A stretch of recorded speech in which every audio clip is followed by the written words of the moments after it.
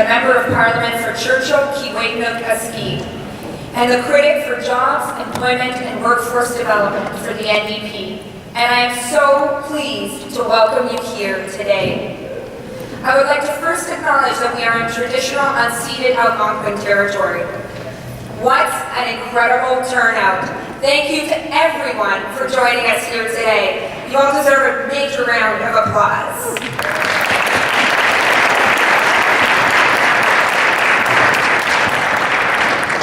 Le forum d'aujourd'hui est le premier en son genre. À cette occasion, nous nous attaquons à un dossier critique de notre époque, la hausse du travail précaire, qui a une incidence profonde sur la génération du millénaire. Cette réalité est profondément ancrée dans l'inégalité consistante de notre société. Nous nous sommes rassemblés ici aujourd'hui pour raconter notre expérience de ce phénomène et pour réagir ensemble. Thanks to you, today we are making history. And how timely is this forum? Only 4 days ago, the federal finance minister told us that we need to accept the cycle of precarious work that our generation faces. Pretty rich coming from a Bay Street millionaire minister who doesn't have to worry. Nous l'avons invité à se joindre à nous aujourd'hui. Il ne pourra peut-être pas nous rejoindre, mais nous pouvons lui envoyer un message à lui et à d'autres. Ils ne pourront pas nous ignorer. Nous ferons entendre nos voix. Can we make enough noise for Minister Bill Morneau to hear our generation say what we need to say?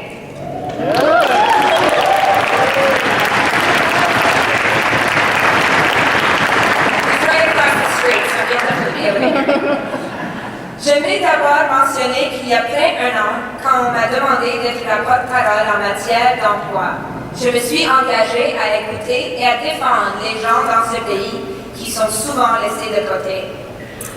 As MP for a constituency that has one of the youngest and most significant Indigenous communities in Canada, I have seen firsthand the devastating impact of one of the highest unemployment rates in our country, what it means to people and communities. What I've also seen is a disturbing growing phenomenon, one growing across our country, the growing impact of precarious employment facing our generation. Il suffit de regarder autour de nous, notre propre situation, celle de nos familles et de nos amis qui craignent de ne pas trouver d'emploi stable et qui dans bien des cas ont de lourdes dettes d'études à rembourser. Precarious jobs reflect an increasingly precarious economy. These jobs come in many different forms, but are usually characterized by undefined hours, casual, call-in, part-time, low wages or no wages, such as unpaid internships, contract or temp work, or having multiple employers or an ambiguous employee-employer relationship. Le travail précaire signifie l'absence de protection sociale et d'avantages, et peu de chances d'adhérer à un syndicat. De plus en plus, les statistiques confirment clairement cette réalité. Bien que les jeunes travailleurs ne représentent que 15% de la main-d'œuvre du Canada, ils comptent pour plus d'un quart des sans-emploi. La proportion des jeunes travailleurs qui travaillent à temps partiel est de 48%, et pour 20% de jeunes, ce n'est pas un choix volontaire. Près du tiers de jeunes travailleurs occupent un emploi temporaire. Et dans la province d'Ontario, elle seule, on dénombre, selon les estimations, 300 000 stagiaires non rémunérés. This job reality is compounded by the burden of student debt, which is now over $27,000 per student, and a rental market, never mind a housing market, that shuts us out. We know that precarity for young people is more acute when we apply a gender lens, a racialized lens, an Indigenous lens, an LGBTQ lens, and a disability lens. At the same time, in having these discussions, something else was clear. J'ai pu constater à quel point la génération du millénaire à laquelle j'appartiens est non seulement rejetée, mais même diabolisée. Il était clair que nous devions trouver un moyen de faire entendre la voix de ce groupe. C'est pourquoi, en mars dernier, nous avons lancé une campagne nationale sur l'augmentation du travail précaire au sein de la génération du millénaire. Notre objectif n'était pas seulement de consulter les jeunes de cette génération, mais aussi de tracer la voie à suivre pour remédier notre situation. We wanted to challenge the stereotypes about millennials. We wanted to challenge the habit to gaslight us and to silence us. So over the past 6 months, we have visited 9 provinces and 1 territory. We have heard from millennials and their allies in our main urban centers, from rural and remote communities, from a wide range of backgrounds. Les récits que nous avons entendus ont souvent été émouvants. Ils ont été puissants, plus puissants que nous aurions jamais pu imaginer.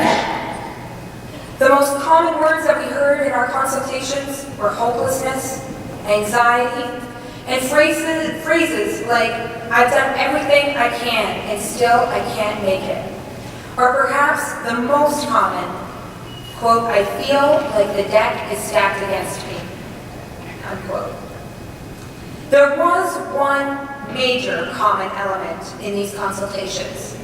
The angst of a generation, millennial angst that so many experience within our generation. Perhaps based on the understanding that many of us will be worse off than our parents' generation. Une chose est claire, bien de gens de notre génération se rendent compte qu'ils ne sont pas seuls, que nous vivons une expérience collective, l'expérience de notre génération.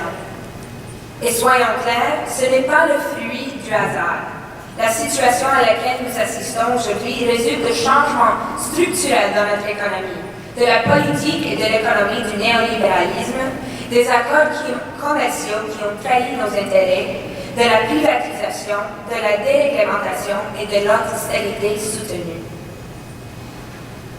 Precarious work and precarious work in our generation are the signs of an economic system that are failing so many people. And it is important to note that it also didn't just happen recently. The conservatives in the 1980s and the liberal governments of the 1990s set us down a path of growing inequality. Our keynote speaker, Nora Loreto, will be exploring this further. Le phénomène de la progression du travail précaire est étroitement lié à l'inégalité croissante de notre société. Un phénomène qui touche particulièrement notre génération. À quel point les inégalités se creusent-elles au Canada? Elles augmentent plus vite aux États-Unis, en fait. Aujourd'hui, nous voulons entendre parler de votre réalité, de notre réalité. Nous voulons aussi vos suggestions sur la manière de contrer ce phénomène. Quel meilleur endroit que la colline du Parlement, dans un édifice qui abritait autrefois une banque, pour organiser notre riposte. Au moment où nous nous rassemblons, je suis frappée de constater non seulement le défi qui se pose à nous, en tant que Canadiens, mais aussi le fait qu'il y a l'espoir. So what better building than an old bank to have these discussions about taking back power as a generation? In our consultations, what has been most inspiring is the way in which millennials are challenging the injustices that they face. Injustices on our campuses, in our workplaces, in our institutions, and on our streets. Les membres de la génération du millénaire rejettent le statu quo. Ils dénoncent l'exploitation et l'oppression dont nous avons fait l'objet. Ils luttent pour rien de moins qu'un nouveau système économique plus équitable. Today, we will hear from young people, millennials who are leading the struggle against precarity in our country. We will hear from student leaders like Bilan Art, the chairperson of the Canadian Federation of Students, child care activist Joe Renassa, researcher and activist Chuck Plant, activists like Leo Sendil involved in the Fight for 15. We will hear from advocates Jacob Schroeder involved with the Canadian Interns Association and the fight against unpaid internships. We will see how the national trend towards precarity is tied to the global, from Jessica Glasgow and Lina Holguin from Oxfam, Québec. Cet après-midi, nous aurons également droit à une présentation émouvante de l'artiste Erika Miranda et du conteur Juan Luis Mendoza de la Cruz, lui-même un travailleur migrant, qui nous fera découvrir une autre dimension de la précarité, soit la situation des travailleurs migrants au Canada. In our panel entitled #WorkWorkWork, And no, we will not be dancing to Rihanna right later, but we will hear about how millennials are being exploited and how they, like Rihanna, are fierce in challenging that exploitation. We will hear from Emily Norgang from the Canadian Labour Congress on the gig economy, from Zenae Masita on the experience of migrant workers and the work of UFCW. We will hear from the experience of queer and trans youth organizing in non-traditional workplaces, as told by Gabriel Nsunga, and young workers fighting for fairness in the public sector, a struggle being led by Lauren Barrett with the PSAC. We will hear about the way in which Indigenous youth are shut out by the colonial and capitalist system, as we will hear from Indigenous educator and activist Tasha Spillett. We also hear from Samantha Peters and Naomi Sayers on the role of Indigenous and racialized women in the struggle for justice in the labor movement and beyond. Our final part of the day is focused on how together we can fight back. We have heard over and over and over again that the emerging crisis of rampant precarious work won't be tackled by tinkering around the edges, and that broader social, economic, and political change is needed. We will hear from trailblazing millennials on how they are challenging the status quo, from elected leaders like MLA Michael Connolly from Alberta, one of the first openly gay MLAs in his province. We will hear from Craig Sauvé, City Councillor of Montreal, pushing for justice in his community. We will hear from Eric Norrell from BC, who will share the work of the Retail Action Network that engages in direct action on behalf of young workers who are being exploited. We'll hear from Stephanie Nikitsas from the Cutting Edge Urban Worker Project. Nous entendrons aussi des personnes qui militent au sein de mouvements sociaux, que ce soit Raycash Walters du mouvement féministe intersectionnel, ou Elise Stewart de Common Front Newfoundland, un mouvement qui lutte contre un des budgets provinciaux pro-austérité les plus extrêmes. Ou encore Hashim Youssef of Black Lives Matter Toronto, un mouvement qui inspire tant d'entre nous et montre la voie vers la transformation du système. Ils nous diront comment riposter et nous voulons apprendre de vous comment aller de l'avant ensemble. Ce forum n'aurait pas été possible sans nous nombreux d'appui. And I'd like to take a moment to thank those thanks to whom this event is possible. Je voudrais d'abord remercier les membres du mouvement syndical qui permettent à des jeunes comme ceux que nous accueillons aujourd'hui de faire entendre. Le syndicat canadien de la fonction publique, UFCW, les métallos, Unifor, AUPE et plusieurs d'autres. Je tiens également à remercier mes collègues du NPD qui ont contribué aux activités de la journée. Elles n'auraient pas été possibles sans eux. Enfin, cette journée n'aurait pas été possible sans le travail inlassable de tant de personnes dévouées. Je veux remercier les bénévoles qui ont un rôle à jouer dans l'organisation de cette journée. I want to thank the volunteers without whom today would not have been possible. I want to thank Haley and Brendan, the technicians, the audiovisual technicians, who are making sure that people across the country can tune into what we're doing today. Thank you, Andrew, for the photography. A big thank you to Holly, Jacob, Waleed, Sam, Amber, Dave, Graciela for playing key roles in putting together key parts of today, from the shareables to the tweeting to the program. And I want to thank those that from the beginning believed in this national tour, in this forum, in this struggle. Those who have worked tirelessly to make all of this happen. Arishana, Lynette, Amanda, Ben, Robert, and Elena. Thank you. La lutte en faveur de la justice pour notre génération est la lutte de tous les Canadiens. Elle fait partie d'une lutte mondiale contre l'exploitation et la marginalisation. Une lutte dont l'enjeu est un système social et économique amélioré pour nous tous. The struggle for justice for our generation is a struggle for all Canadians. It is part of a global struggle against exploitation and marginalization. A struggle where the challenges of building a system where social and economic justice can be achieved is a struggle for all of us to take on. Your energy, your conviction, your support, and your solidarity will show us the way. And this is only the beginning. Thank you. Merci. And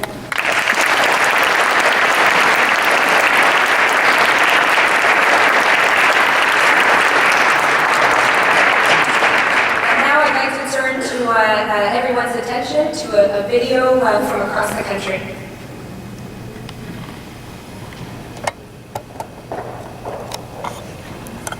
Over the past 5 years, I've been a precarious worker. I have worked everything from part-time jobs to 3-month contracts to maternity leave coverages. My life is actually really difficult right now because I'm working contract to contract in a variety of different places. It's making it very hard to plan long-term and to make long-term decisions for myself. Then I worked under the table for about 2 years in the service industry.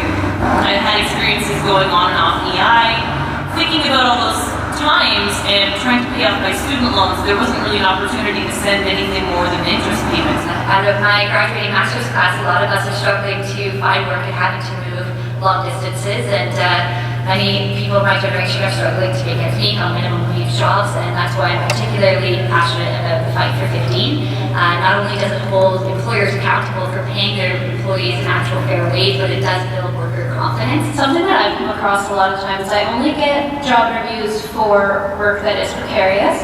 I think it has a lot to do with my age, unfortunately. Just coming out of university, there's a lot of ageism and thinking that youth are still very lazy and that we are asking for more than we deserve. By the time I'm done my master's degree, I will have done 1,150 hours of unpaid placements. It's really hard to start your career and get into things when you're already in massive amounts of debt. How are we ever supposed to start a family? How are we supposed to own property and get a vehicle if we already have all of these things over our heads? I'm a member of United Local 75 working at the Rochester, which means I'm one of 2,000 food service workers going into negotiations this year trying to make our precarious jobs into living wage jobs. Unfortunately, since we do work for subcontractors, we can quite really hurt and win all these great things, but the truth is that the owner can find another contractor or bring the work in-house or we lose their jobs. I've worked with people who can't insure their hours, who they're trying to support 2 kids, and yet they're not given more than 15 hours a week. It's expected, I think, that we jump through these hoops so that we can get slowly better and better jobs. But for tons and tons of people, for millennials, for temporary foreign workers, that's just not the reality. We're expected to be self-sufficient, but we're not given any means to do so. Right now, I'm currently on the job hunt. I have a social work degree and a public relations certificate, so I'm armed with education. However, I'm having a difficult time finding a job. I'm finding that it's really negatively impacting my mental health. I struggle with the cost of medication, and even thinking about how much it's going to cost me without a benefits plan is really overwhelming. Because birth control isn't covered under management health care, I've been in a situation where I have to choose between paying my bills and paying for birth control. I had to move back to my rural Manitoba town and work 2 jobs to afford to go to school, and then while I was in school, continuing working 5 days a week to pay for the next semester. It was a difficult time because as a student with disabilities, I am qualified to get other grants to pay for equipment, like having my textbooks digitalized. I'm not qualified for these grants because I wasn't qualified for the loans. I'm lucky enough to have grown up a farm and a family farm, and hopefully can continue that.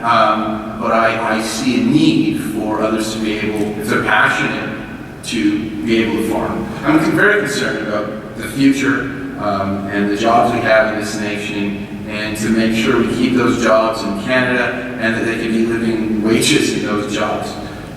My family's farm went over just outside the city near Bigger, Saskatchewan, and my mother, a university prof, had a very stable job, but it couldn't support a family of 4. So my dad and my mom moved into the city here. Seeing my dad go from a farmer, which was a secure job when he started it back when he was 20, but by the time I was born, it wasn't a secure job. To coming to the city and being a truck driver, it creates a sense of hopelessness among my generation, the millennials. If my parents can't even get secure jobs, how am I supposed to get a secure job? Students graduate from Nova Scotia universities with an average of $39,000 of debt. The opportunities that are on offer right now in terms of jobs are not really all that much better than before I entered university. They might be sort of marginally improved, but not by the amount that I was anticipating when I entered university. And if I were starting out right now, I wouldn't be able to consider university as an option because I wouldn't be able to consider feasibly and responsibly taking on this amount of debt. We currently exist in an economic structure that does not allow for most recent graduates to get long-term permanent jobs. This is a major concern for young people who are entering the work world, who still harbor some hope of one day owning their own home and starting their family. And as a recent father of a young Canadian, I'm very worried for what the future will be if we are not able to re-envision our economy. Our current system isn't working for working people. If our business structures are set up to exploit people, make people work in poverty, then it's not a system that's working for people. So that needs to change. I think some of the biggest changes that can be made is federal leadership expanding employment insurance to cover precarious workers and ensure that they have the same type of security that traditional employees do. We need higher minimum wages. We need more job security. We need more standards in our employment options. What we need is a government who will fight for us to ensure that contract work doesn't become the norm, that instead we have long-term, sustainable, good quality jobs. We need the federal government to step in and ban contract living, because contract living creates precarious jobs and hurts young people. I hope we can make a difference in agriculture. We need to start funding universities so that they don't put all of the burden onto students in the form of tuition fees. I would benefit from having more grant support with students with disabilities. That kind of stuff. If something needs to be changed, I'd say there should be at least a universal plan in place for health workers, especially for those who are foreigners. Something that needs to change in the future needs to be a national farm care program. We need a national pharmacare so that I don't have to choose between bills and not getting pregnant. There needs to be elected representatives who listen to young people, younger representatives who are more in touch with the needs of millennials and other people in my generation. I think we need some national leadership on this front. We need deeds and not just words. We're facing an environmental crisis and an economic crisis, and that's no coincidence. So I think we need a radical platform that gets us going along the right foot, in the right direction, with the green economy and jobs and prosperity for all, not just